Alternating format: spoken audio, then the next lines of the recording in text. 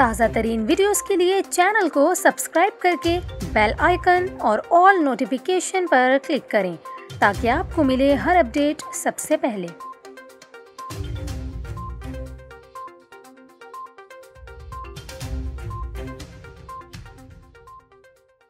अस्सलामुअलैकुम। News 24/7 Urdu service में खुशामदीद।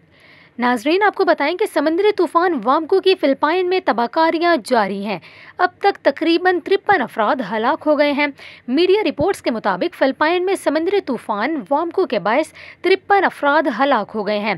गैर मुल्की खबर रसाई इदारे के मुताबिक तेज़ हवाओं, सैलाब और मिट्टी के तोदे गिरने से मज़ीद 22 अफराद अभी लापता भी हैं। गैर मुल्की खबर रसाई इदारे के मुताबिक ये भी बताया गया कि ये तूफ़ान फिलिपाइनी इलाकों से टकराया है, जिसके बाद मुल्क के शिमाली इलाकों में निज़ाम ज़िंदगी दरहम भरम होकर रह गया है। दारुल हुकूमत और आसपास के इलाके भी शदीद मुतासिर हुए हैं। 4 लाख अफराद अपने घर छोड़कर महफूज मकामात पर पनाह लेने पर मजबूर हुए हैं।